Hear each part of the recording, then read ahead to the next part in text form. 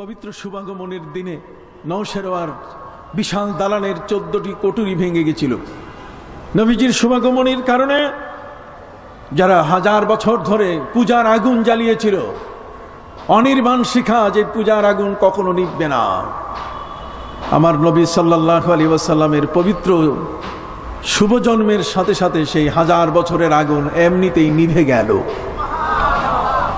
যার শুভাগমনে পূজার আগুন নিভে যায়, সতী নামক সমুদ্রে যেখানে প্রতিমা বিসর্জন দেওয়া হতো, মূর্তি পূজা করে সেগুলোকে সেখানে ফেলে দেওয়া হতো, সেই প্রতিমা বিসর্জনের সতী সমুদ্রটি আমার নবী সাল্লাল্লাহু আলাইহি ওয়াসাল্লামের জন্মগ্রহণের সাথে সাথে পুরা পানি শুকিয়ে গেল, আর সেখানে প্রতিমা বিসর্জন তারা দিতে পারে নাই। আমার নবীজি সাল্লাল্লাহু আলাইহি ওয়াসাল্লাম জগতে তাশরীফ আনার সাথে সাথে ওই আকাশের দুয়ার বন্ধ হয়ে গেল। শয়তানরা আকাশের কথা চুরি করে এদেশের গণক ঠাকুর, এদেশের জ্যোতিষীদের কাছে বিতরণ করত। নবী করিম সাল্লাল্লাহু আলাইহি সাল্লামের পবিত্র শুভাগমনের সাথে সাথে সেই আকাশের দুয়ার বন্ধ হয়ে গেল। 600 বছরের পৃথিবীতে যে অমানবিক অত্যাচার ছিল, অন্যায় ছিল, পৃথিবীর মধ্যে নির্যাতন ছিল, বিশ্বনবীর শুভাগমনের সাথে সাথে সারা পৃথিবী শান্তির দুয়ার খুঁজে পেল। বিশ্ব শান্তির দূতের শুভাগমন হয়েছে। নবীজি যেদিন যেই মুহূর্তে জন্মগ্রহণ করলেন, তার কারণে, তার ইজ্জতের কারণে ওই রাতে যত মা সারা পৃথিবীতে সন্তান জন্ম দিয়েছে, সকল মায়ের গর্ভ থেকে পুত্র সন্তান জন্ম হয়েছে, একটা মেয়ে সন্তান জন্ম হয় নাই। সম্মানিত সুধী, 5000 বছর আগে হযরতে হাজেরা আলাইহিস সালাম শিশু ইসমাইলের জন্য তার মুখে 2 ফোঁটা পানি তুলে দেওয়ার জন্য সাফা মারওয়ার মাঝখানে তিনি দৌড়িয়েছিলেন। সাফা এবং মারওয়া ইবাদতের নিদর্শন হিসেবে আল্লাহ তাআলা ঘোষণা করেছেন, ইন্নাস সাফা ওয়াল মারওয়াতা মিন শাআইরিল্লাহ। এটা 2টো পাথর, পাহাড়ের পাথর। এই 2 পাহাড়ের মাঝখানে একজন নবীর স্ত্রী তার সন্তানের পানির জন্য দৌড়িয়েছিলেন। নবী ইব্রাহিম আলাইহিস সালামের স্ত্রী হযরতে মা হাজেরা আলাইহিস সালাম শিশু ইসমাইলের পানির জন্য তিনি দৌড়দৌড়ি করেছিলেন। মা সন্তানের জন্য যে এত কিছু করে, আল্লাহ তাআলা তার স্মৃতিটাকে ধরে রাখার জন্য আজ পর্যন্ত যত হাজি হজে এবং উমরায় যাচ্ছেন, তারা কিন্তু সাফা মারওয়ার মাঝখানে সাই করছেন। এটা তাদের জন্য ওয়াজিব। তাহলে স্মৃতি সংরক্ষণ করা ইসলামের ফর্মুলা অনুযায়ী কোনো কোনো ক্ষেত্রে ওয়াজিব সাব্যস্ত হলো। কি বলেন, ঠিক কিনা? কোনো কোনো ক্ষেত্রে কি সাব্যস্ত হলো? ওয়াজিব। আপনি কোনো বিষয়ে দলিল গ্রহণ করতে গেলে, কোনো বিষয়ে কোনো আইন যখন আপনি প্রণয়ন করবেন, তখন তার রেফারেন্স দরকার। বাংলাদেশের এই একটি আইন আপনি প্রণয়ন করেন না কেন, রায় দেন না কেন, তখন যারা জাস্টিস, যারা বিচারক, তারা দেখেন যে এই ধরনের কোনো একটি ঘটনা, কোনো বিচার ইতিপূর্বে হয়েছে কিনা, রেফারেন্স তারা সেখানে দেখেন। আমরা নবী করিম সাল্লাল্লাহু আলাইহি ওয়াসাল্লামের পবিত্র মিলাদ শরীফের ক্ষেত্রে প্রতি বছর 12 রবিউল আউয়াল পালন করতে পারবো কিনা, এর রেফারেন্স তো আমাদের তালাশ করতে হবে। কি কোন ঠিক কিনা? সেই রেফারেন্সকে যদি আমরা লক্ষ্য করি, তাহলে সেখানে দেখা যাবে যে 5000 বছরের আগ পূর্বক্ষণে হযরতে নবী ইব্রাহিম আলাইহিস সালাম যখন স্বপ্নে দেখলেন, ইয়া বুনাইয়া ইন্নী আরা ফিল মানামি আন্নী আযবাহুকা ফানজুর মাযা তারা, হে আমার প্রিয় পুত্র, আমি স্বপ্নে দেখলাম তোমাকে জবাই করছি, বলো তোমার রায় কি? ফানজুর মাযা তারা, তোমার রায় কি, তোমার অভিমত কি? নবীর ছেলে নবী, রায় তো বাবার বিরুদ্ধে কখনো যাবে না। মদখোরের সন্তান যদি হয়, কতক্ষণ ভিন্নভাবে যদি পৃথিবীতে এমন কোন সন্তানের আগমন হয়, সেখানে বাবার ছেলের মধ্যে দ্বন্দ্ব থাকতেই পারে, কিন্তু নবীর ঔরজাত সন্তান কোনোদিন নবী বিরোধী হয় নাই। পৃথিবীর কাছে কোনো রেকর্ড নাই, জগতের মধ্যে কোথাও নাই। নবীর ছেলে নবী হয়েছে, অলির ছেলে কি অলি হয়েছে। কন্যা সুবহানাল্লাহ। হযরতে জাকারিয়া আলাইহিস সালাম আল্লাহর কাছে চেয়ে নিয়েছিলেন, ফাহাবলি মিন লাদুনকা ওয়ালিয়া ইয়ারিসুনি ওয়া ইয়ারিসু মিন আলি ইয়াকুব। আল্লাহ, আপনি আমাকে সন্তান দেন, সন্তান না দিলে আমি যে ইসলামের কালচারটা করে যাচ্ছি, এই কালচারটাকে ধরে রাখার জন্য আমার নিজস্ব লোক দরকার। আমার সন্তানের বুকে যতটুকু দরদ, এই দরদটা অন্য কারো বুক থেকে বের হবে না। অতএব ফাহাবলি মিল্লাদুনকা ওয়ালিয়া আই ওয়ালাদান সালিহা, আপনি আমাকে একটি যোগ্য সন্তান দিয়ে দেন, নেককার সন্তান দিয়ে দেন। ইয়ারিসুনি, যে আমার ওয়ারিস হবে, ওয়া ইয়ারিসু মিন আলি ইয়াকুব, এবং তার নানা বংশের ওয়ারিস হবে। বলো সুবহানাল্লাহ। তাহলে নবীর ছেলে কি হয়? নবী হয়। নবীর ছেলে যদি নবী হয়, তাহলে অলির ছেলে কি হইতে পারে? অলি হইতে পারে। এটা অসম্ভব কিছু নয়, বরং অলির সন্তান নবী হয়েছে। হযরতে মারিয়াম আলাইহিস সালাম, তিনি ছিলেন অলি, আর তার গর্ভে জন্ম নিয়েছেন নবী। সুবহানাল্লাহ। গর্ভে জন্ম নিয়েছেন কি? নবী। অতএব যারা এই কথা বলে যে পীরের ছেলে পীর হতে পারে না, এগুলো সব শেখানো কতগুলো বুলি, এগুলো কতগুলো বাকবাকুম পায়রার মতো শিখাই দিয়েছে, এগুলো আমাদের সামনে তারা কতগুলো ঠুনকো যুক্তি দিয়ে উপস্থাপন করে। কিন্তু কোরআন হাদিসের গভীরে যারা প্রবেশ করে, তাদের কাছে এটার মূল্য একটি পয়সাও, ফুটা পয়সাও নাই। 5000 বছর আগের স্মৃতি। নবী ইব্রাহিম আলাইহিস সালাম ছেলেকে জবাই করার ব্যাপারে আদিষ্ট হলেন, তাও স্বপ্ন যোগে। স্বপ্ন দেখার পরে তিনি ছেলেকে বললেন, বাবা এখন আমি কি করতে পারি? বাবার সেই স্বপ্নের সম্মতি দিতে গিয়ে ছেলে নবী ইসমাইল আলাইহিস সালাম, ছোট্ট শিশু, বাবাকে বলে দিয়ে দিলেন, ইয়া আবাতি ফাআল মা তুমার সাতাজিদুনি ইনশাআল্লাহু মিনাস সাবিরিন। বাবা আপনি তাড়াতাড়ি আল্লাহর নির্দেশ পালন করুন। এই কাজটি করার ক্ষেত্রে আমার পক্ষ থেকে আপনি কখনো বাধা পাবেন না, আপনি আমাকে ধৈর্যশীল হিসাবে পাবেন। যা আপনার নির্দেশ, আল্লাহর পক্ষ থেকে যে বিষয় আপনি আদিষ্ট হয়েছেন, আপনি দেরি না করে আপনি তা শেষ করেন। ছেলে বাবার কাছে কত অনুগত। স্ত্রীর কাছে নিয়ে গেলেন, হাজেরার কাছে, যে হাজেরা, আল্লাহ তো এই সন্তানকে চেয়েছেন, তাকে জবাই করতে হবে। ছেলে তো রাজি, তুমি কি বলো? তুমি তো মা। মাও বলে দিলেন যে আল্লাহ এই সন্তান আমাদেরকে দিয়ে ধন্য করেছেন। জীবনের এমন একটি মুহূর্তে, আপনার বয়স 120 বছর, এর আগে কোনো সন্তান নাই, আপনি আল্লাহর কাছে শুকরিয়া আদায় করেছেন। আলহামদুলিল্লাহিল্লাযী ওয়াহাবালি আলাল কিবারি ইসমাঈল ওয়া ইসহাক ইন্না রাব্বী লাসামিউদ দুআ। সারা দুনিয়ার ডাক্তারের মেডিকেল সায়েন্স যেখানে ফেল, দোয়া সেখান থেকে কাজ করে। কন্যা সুবহানাল্লাহ। দোয়া সেখান থেকে কি কাজ করে আমরা জানি না, আমরা পড়ি না। ভাইরা আমার, নবী ইব্রাহিম আলাইহিস সালাম দোয়া করে সন্তান চেয়েছেন। হযরত জাকারিয়া আলাইহিস সালাম সেখানেও তিনি মরিয়মের প্রকোষ্ঠের পাশে দোয়া করেছিলেন। হুনালিকা দাআ জাকারিয়াল মিহরাব। প্রকোষ্ঠের পাশে হযরতে জাকারিয়া আলাইহিস সালাম, তার ঘরে সন্তান ছিল না, তিনি দোয়া করে আল্লাহর কাছে সন্তান প্রার্থনা করেছেন।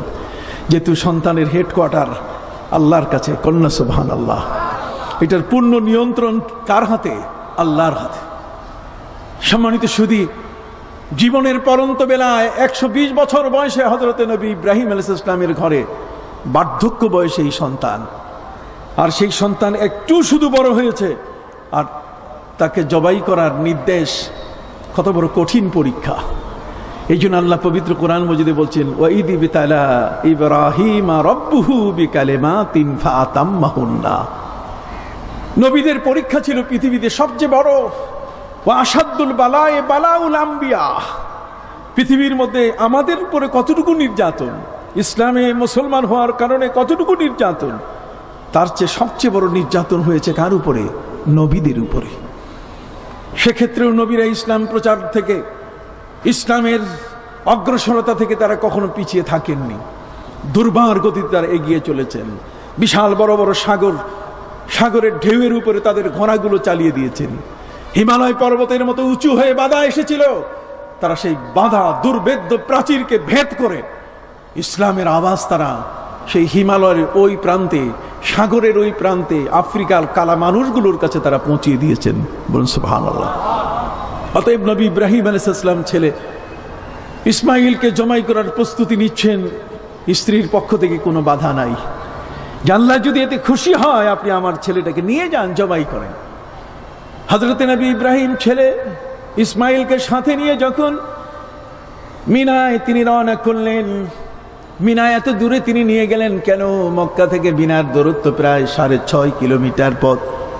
কাবা ঘরের সামনে জবাই করলেই তো হতো, কিন্তু না, এখানে জবাই করলে এটা তো কবরস্থান না, কবরস্থান হচ্ছে মিনা, সেখানে 70 জন নবীর কবর আছে।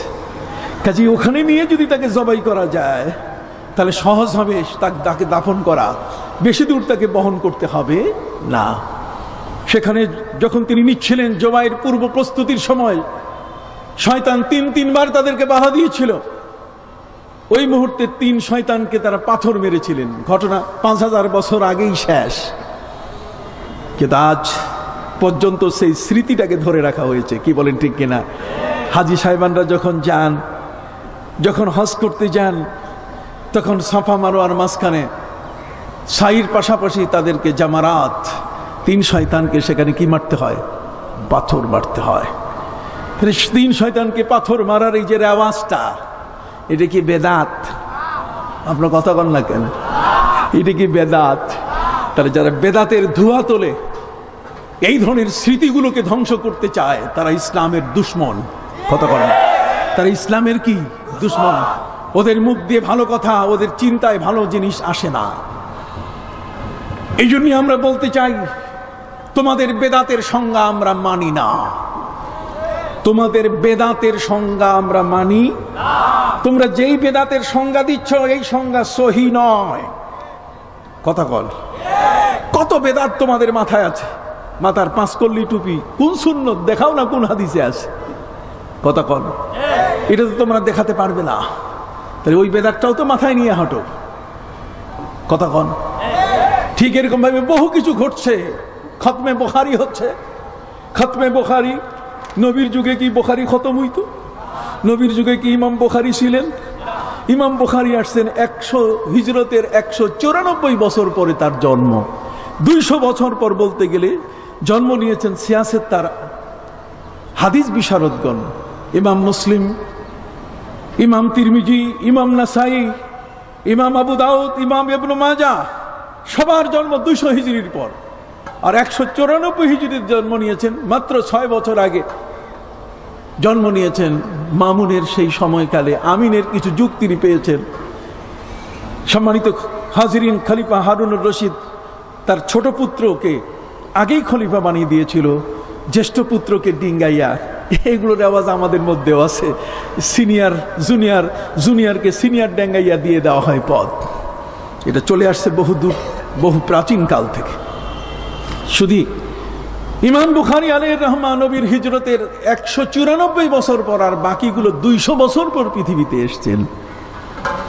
সেই বুখারীর বুখারী খতম হয়, পল্টন ময়দানে বুখারী খতম হয়, চিঠি চালাচালি হয়, কতক্ষণ না তাদেরকে পাগড়ি দেওয়া হয়।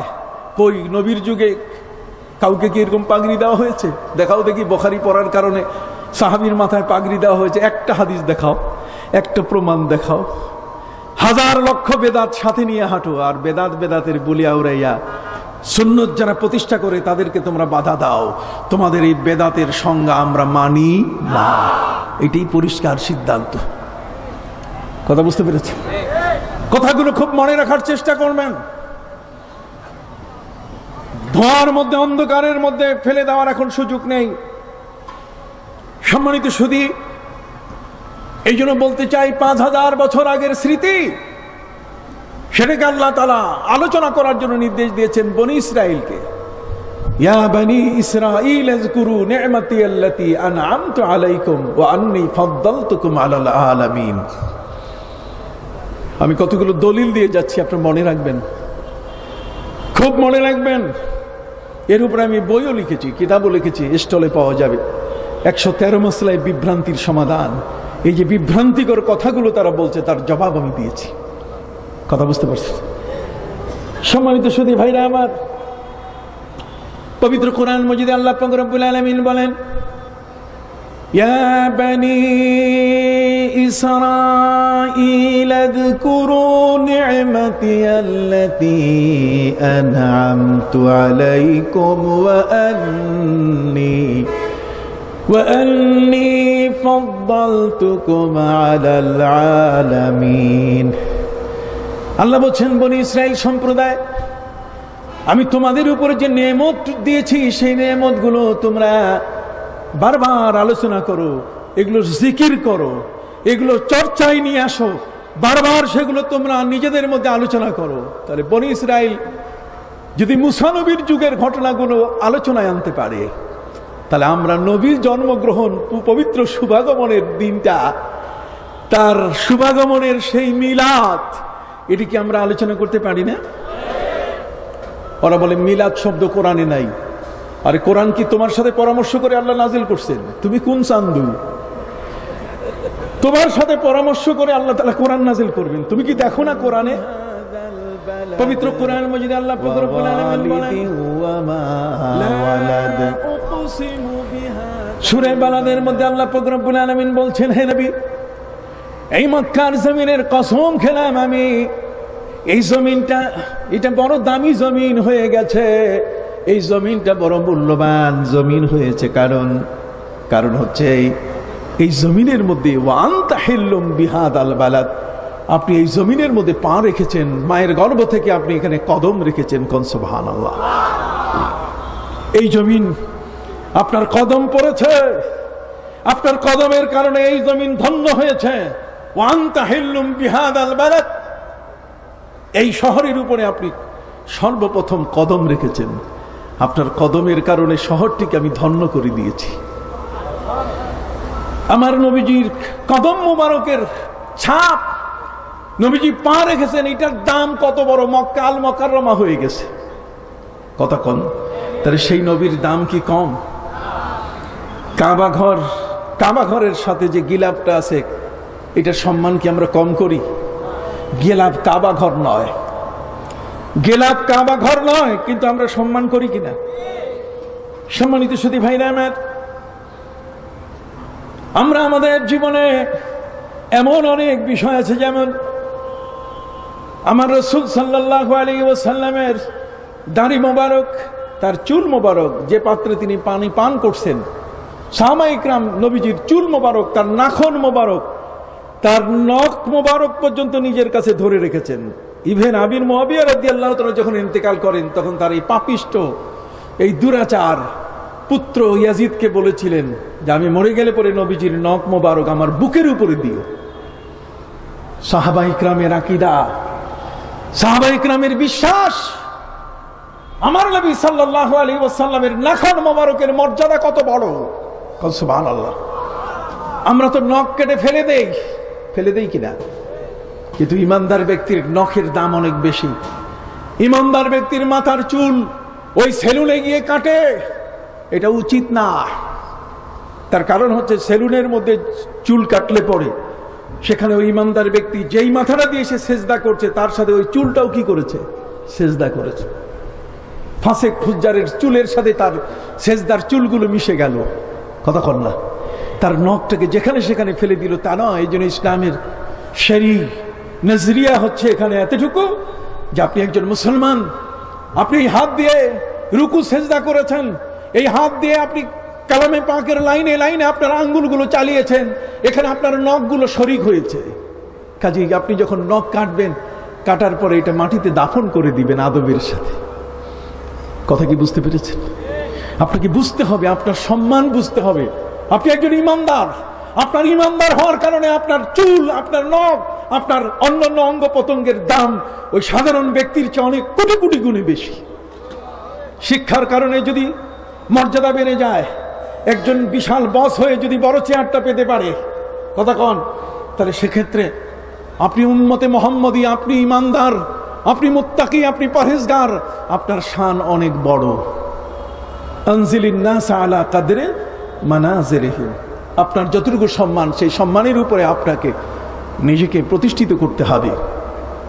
এই জন্যই সম্মানিত শুধু আপনাদের খেদমতে আরজ করতে চাই, আমরা কোরআন মজিদ পড়ি, এই যে কোরআন শরীফ পড়ি, কোরআনকে শরীফ বলা যাবে না। শিয়াল এমন ঢুকছে আমাদের বনের মধ্যে, আমাদের সব খেয়ে শেষ করে দিচ্ছে। তারা বলছে পবিত্র কোরআনে কোথাও শরীফ শব্দ নাই, আছে কোরআন মজিদ, কোরআন কারীম, কাজে কোরআন শরীফ বলা যাবে না। তারা জানে না যে শরীফ শব্দটা একটা সম্মানের শব্দ, কতক্ষণ না। নবী করিম সাল্লাল্লাহু আলাইহি ওয়াসাল্লাম তার নিজের পরিচয় দিয়েছেন, আনা আশরাফুকুম হাসাবাউ ওয়া নাসাবাউ ওয়া সাহরা, আমি তোমাদের মধ্যে সবচেয়ে বড় শরীফ। কোন সুবহানাল্লাহ। আল্লাহর কালাম, কালামুল্লাহ, পবিত্র কোরআন শরীফের উপরে যে কাপড়টা দিয়ে আমরা বাঁধি, সে কাপড়টাকে আমরা সম্মান করি কিনা? যে রেহেলে কোরআন শরীফ রেখে আমরা পড়ি, সেই রেহেলটাকে আমরা কি নিচে রাখি, না কোরআন শরীফের সাথে যেই তাকে রাখি সেই তাকে রাখি?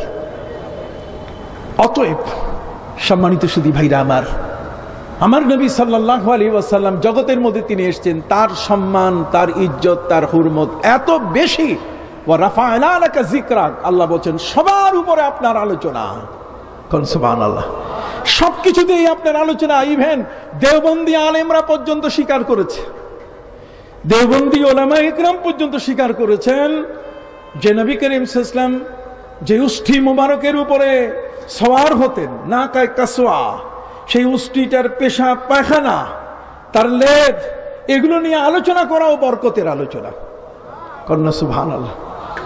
অতএব সেই নবী সাল্লাল্লাহু আলাইহি ওয়াসাল্লামের পবিত্র বেলাদত শরীফা এই মাসে এসেছে। তারা আমাদের বিভ্রান্ত করতে চায়, তারিখের গোলমাল সৃষ্টি করে। ওরা বলতে চায় যে নবীজি 12ই রবিউল আউয়াল আসেন নাই, তিনি জন্ম নেয় নাই। তাহলে কবে জন্ম নিছে? ওরা বলছে 9 তারিখে। তো তারিখটা একটা বলতেছে, সর্বজন স্বীকৃত তারিখ হলো 12ই রবিউল আউয়াল।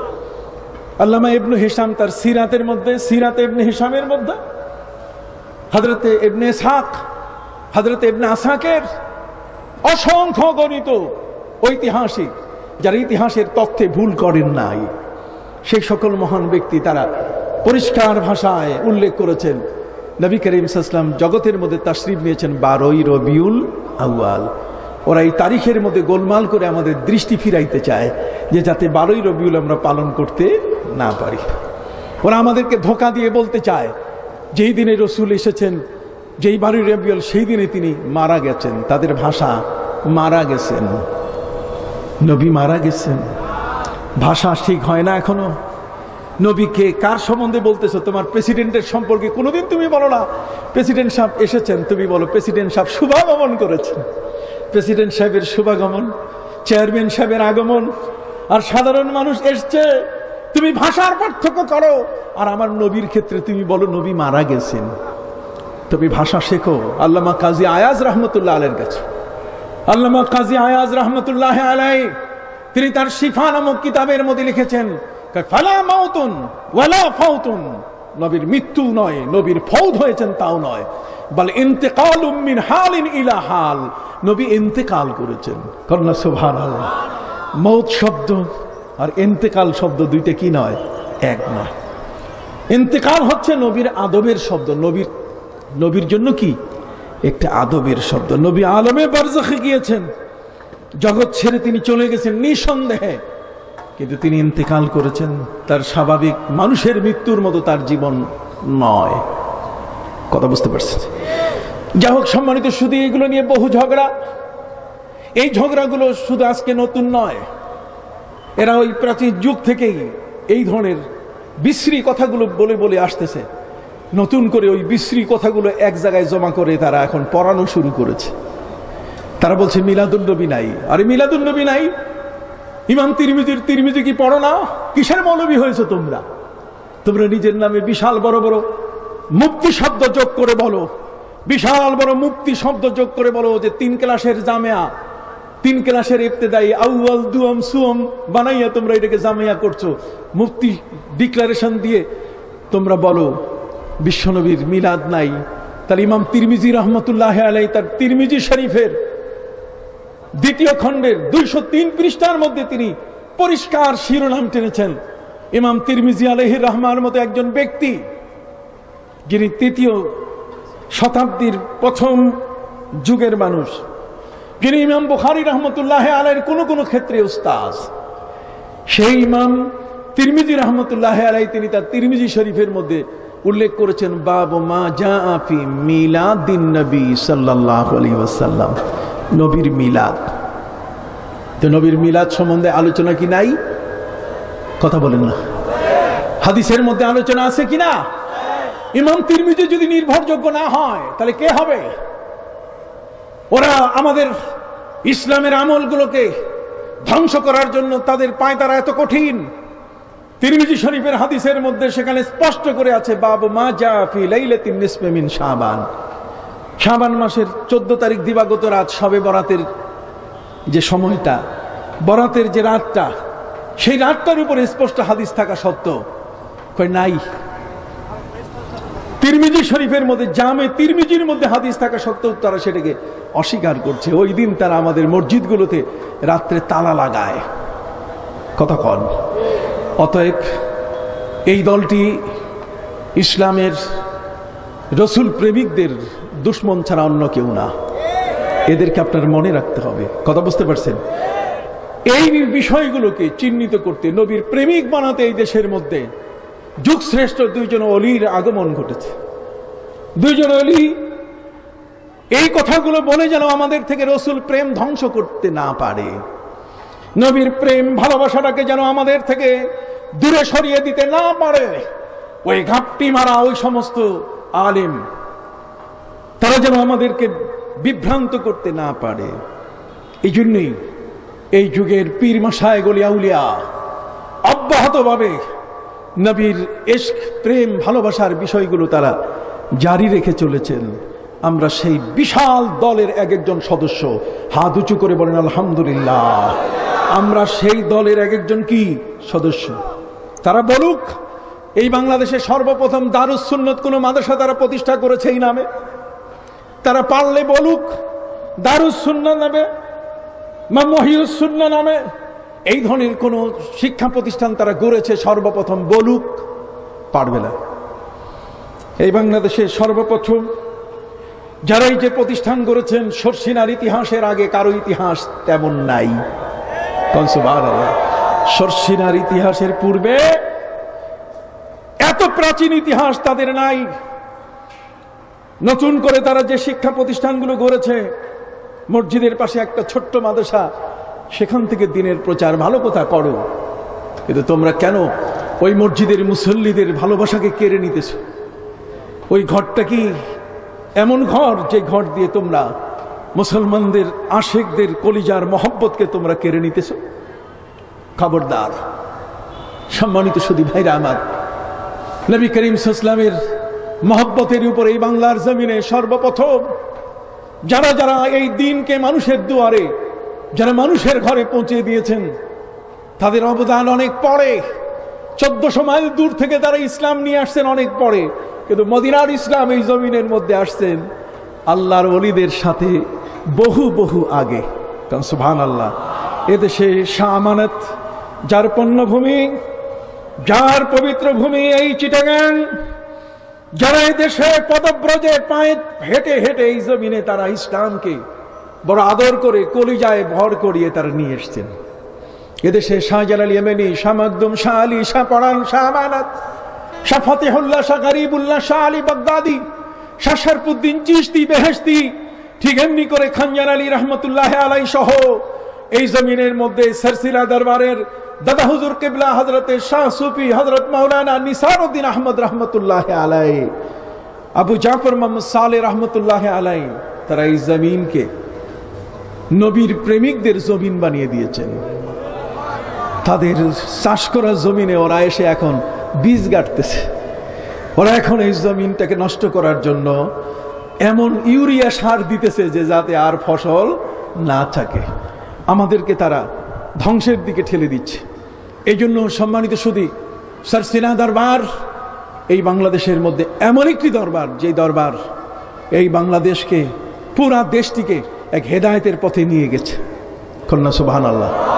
শুধু দেশবাসীকে না, শুধু মানুষগুলোকে না, বরং এ দেশটিকে পর্যন্ত আল্লাহমুখী রসুলমুখী করে ফেলেছে।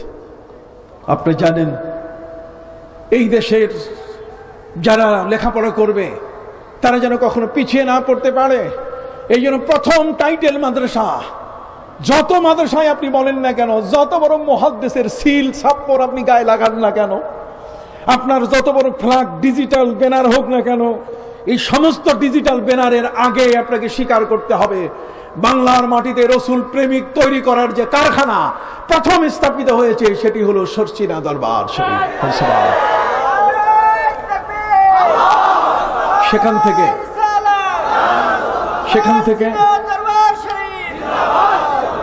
সেখানে আলেম ওলামাদের এত বেশি ভিড়। সরসিনা হচ্ছে আলেমদের দরবার, এটা গরু ছাগলের দরবার না, কথা বুঝতে পারছি? এটা আলেমদের দরবার। এখানে আলেমরা আসে, যেখানে আলেমরা আসে, আলেমরা আসার কারণে সেই জায়গাটি কখনো বিভ্রান্তির জায়গা হতে পারে না। আপনি জানেন শরীয়তের মাসালা হলো প্রতি 48 মাইলের ভিতরে একজন আলেম থাকা ফরজে কিফায়া। 48 মাইল এরিয়া, 72 কিলোমিটার এরিয়ার মধ্যে আলেম থাকা কি ফরজে কিফায়া। যদি 48 মাইল এরিয়ার মধ্যে কোনো আলেম না পাওয়া যায়, তাহলে 48 মাইল এরিয়ার মধ্যে যত মানুষ বাস করছে মুসলমান সবাই গুনাহগার হয়ে যাবে। এই জন্য সরসিনা দরবার সহ বাংলাদেশে যারা ইসলাম প্রচার করেছেন, পীর ওলি দরবেশ যারা, প্রতি 5 মাইল 7 মাস পর পর তারা আগে একটা মাদ্রাসা প্রতিষ্ঠা করেছেন। সুবহানাল্লাহ।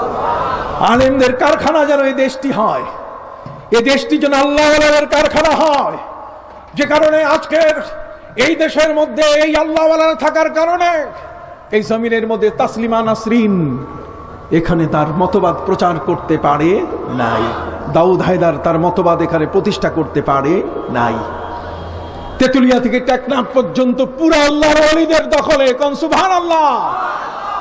তোমরা আজকে এখানে এসে তোমাদের নিজস্ব মতবাদ প্রচার করছো, আমরা তোমাদেরকে ভাড়াটিয়া মনে করি, আমরা তোমাদেরকে অরিজিনাল বাসিন্দা মনে করি না।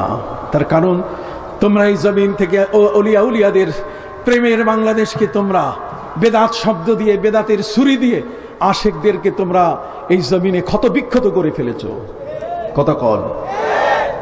আমরা সরসিনা দরবার শরীফের, আপনি দেখেন তো আমি সেখান থেকে লেখাপড়া করে আসছি, কিন্তু আপনি আসেন আমাদের সাথে। সরসিনার একটা পোশাককে আপনি বলেন তো যে এটা সুন্নতের খেলাফ, কিন্তু আমরা আপনাকে প্রমাণ করবো যে আপনি সুন্নতের খেলাফের উপর আছেন। কথা কল। আমরা আপনাকে প্রমাণ করতে পারবো যে আপনি সুন্নতের উল্টা পথে আছেন। এতটুকু সাহস কিন্তু আমাদের কলিজার মধ্যে আছে। কথাগুলো কি বুঝতে পারছেন আপনি? সম্মানিত সুধী ভাইরা আমার, এই দেশে হাজার হাজার মাদ্রাসা প্রতিষ্ঠা করেছে সরসিনা দরবার। এটা জঙ্গল থেকে এই দরবার আসে নাই, এই দরবার বস্তি থেকে জন্ম নেয় নাই। এই দরবার হচ্ছে আলিশান দরবার। এই দরবারের যে সমস্ত ওলিয়া উলিয়া চক্ষু বন্ধ করলে আমার নবীজিকে দেখতে পান। এই যে মীর সরাই সুফি ফতে আলী ওয়াইসি রহমতুল্লাহ আলাই জমিনে জন্ম নিয়েছেন।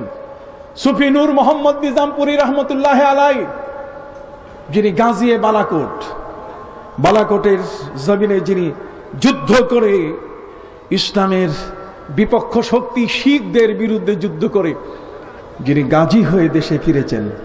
এই সিলসিলার সম্পর্ক ঠিক এইরকম গাজী ওলি আউলিয়া মহান ব্যক্তিদের সাথে।